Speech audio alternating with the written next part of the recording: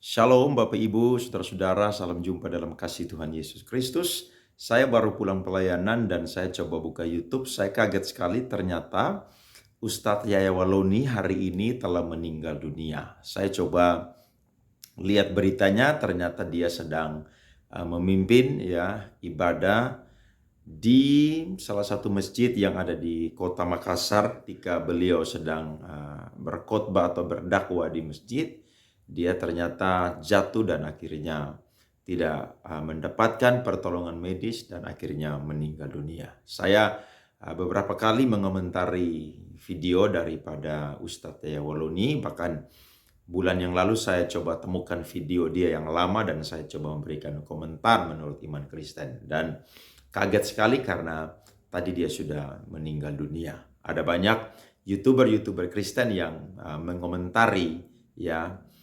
apakah Ustadz Yaya Waloni sudah bertemu dengan bidadari-bidadari. Ya, saya tidak mau mengomentari soal itu, tapi saya mau berkata bahwa setiap manusia, setiap orang yang beragama apapun juga pasti akan meninggal atau pasti akan mati. Nah, apa sih yang Alkitab catat tentang kematian? Waktu saya dan saudara membaca Alkitab, kita menemukan bahwa Adam dan Hawa ketika mereka jatuh di dalam dosa, maka Tuhan membuktikan kasih-Nya kepada mereka dengan cara Tuhan membuatkan pakaian untuk Adam dan Hawa dari daun pohon ara dan itu mengenakan kepada mereka. Kemudian ayat 22 sampai ayat 24 dari Kejadian pasal 3, Alkitab berkata bahwa Tuhan telah melihat bahwa manusia itu telah tahu mana yang baik dan mana yang jahat. Nah, bagaimana caranya supaya manusia itu tidak hidup selama-lamanya? Alkitab berkata, Tuhan Allah mengusir mereka dari Taman Eden supaya mereka tidak memakan buah dari pohon kehidupan. Saudara nanti bisa baca di Kejadian 3 ayat 22 sampai 24. Dan Tuhan menempatkan beberapa kerup untuk menjaga pohon itu dan juga Taman Eden. Saudara-saudara, akibat dari dosa manusia itu mengalami kematian. Nah, kematian yang pertama kali dialami oleh manusia bukanlah kematian jasmani atau kematian fisik, tetapi kematian rohani.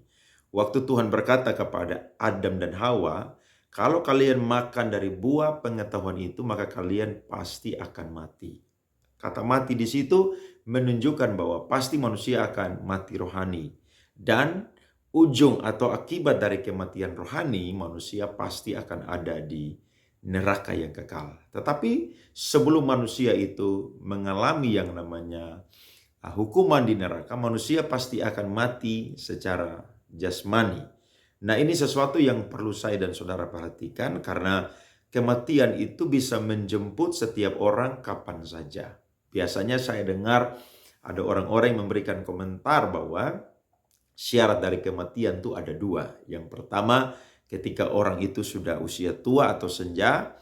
Yang kedua adalah orang itu ketika dia sudah sakit-sakitan atau sakit berat dan tidak ada harapan lagi. Tetapi menurut saya, syarat kematian bukanlah dua hal itu. Setiap orang bisa dipanggil oleh Tuhan kapan saja, tergantung jadwalnya masing-masing. Nah, bagaimana saya dan saudara menyikapi kehidupan yang Tuhan masih memberikan kepada kita? Alkitab berkata dalam Mazmur 116 ayat yang ke-15, kematian orang benar atau orang yang dikasihi oleh Tuhan itu sangat berharga.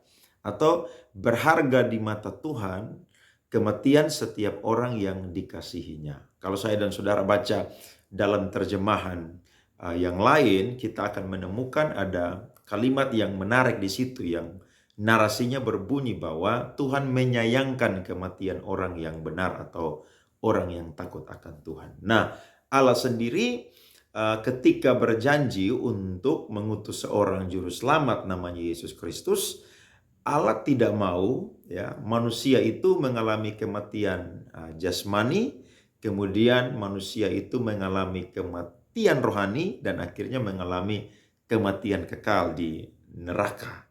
Tuhan mengutus juru selamat yang bernama Yesus Kristus sehingga pelanggaran atau dosa yang dilakukan oleh Adam dan Hawa, khususnya Adam, itu tidak mengkamiri semua manusia dan akhirnya semua manusia itu binasa di neraka yang kekal. Tepat pada waktunya, seperti Petrus berkata bahwa Yesus telah dipilih ya sejak semula sebelum dunia dijadikan, tetapi karena orang berdosa maka dia baru menyatakan dirinya di akhir zaman. Saya coba baca untuk kita surat Roma pasal 5 ayatnya yang ke-17. Saudara bisa dengarkan firman Tuhan ini. Sebab jika oleh dosa satu orang maut telah berkuasa oleh satu orang itu, oleh dosa Adam, maka lebih benar lagi mereka yang telah menerima kelimpahan kasih karunia dan anugerah kebenaran akan hidup dan berkuasa oleh karena satu orang itu, yaitu Yesus Kristus. Jadi Yesus adalah Adam kedua yang tanpa dosa, yang berasal dari surga, bahkan yang punya surga dan yang akan menghakimi setiap manusia.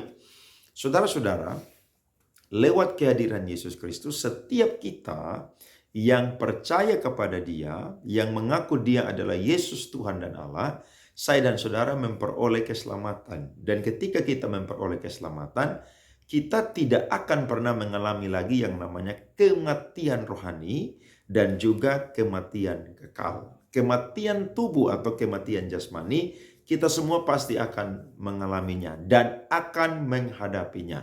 Tidak ada satu orang Kristen pun yang diajarkan untuk mendoakan, menengking, menolak yang namanya kematian. Kematian akan menghampiri siapa saja karena itu adalah dampak akibat dari dosa yang diperbuat oleh Adam dan Hawa. Tetapi puji syukur, lewat kehadiran Yesus Kristus, maka saya dan saudara ketika percaya kepadanya, ketika saya dan saudara mengaku Dia adalah Tuhan Allah dan Juru Selamat, kita beriman di dalam Tuhan Yesus Kristus, kematian saya dan saudara itu berharga di mata Tuhan. Tidak heran, Rasul Paulus pernah berkata, kalau tidak salah dalam surat Filipi pasalnya yang pertama ayat 21. Filipi 1 ayat 21, karena bagiku hidup adalah Kristus dan mati adalah keuntungan.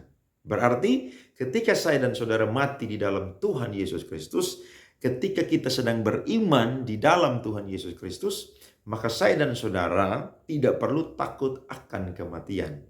Saya dan saudara ketika mati, maka itu sebuah keuntungan karena kita berhadapan muka dengan Tuhan Allah.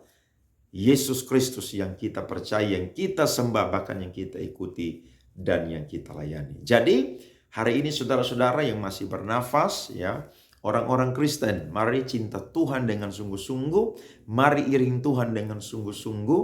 Saya dan saudara tetap beriman di dalam Tuhan Yesus Kristus. Saya tahu dan kita semua pasti mengalami bahwa hidup di dunia ini penuh dengan tantangan. Hidup di dunia ini penuh dengan segala macam hal-hal yang membuat saya dan saudara bisa meninggalkan Tuhan Yesus Kristus. Karena sebagai orang beriman, Rasul Paulus pernah berkata dalam Kisah Para Rasul pasal 14 ayat 21-22. Memang untuk mau masuk dalam kerajaan Allah, saya dan saudara akan mengalami banyak sengsara.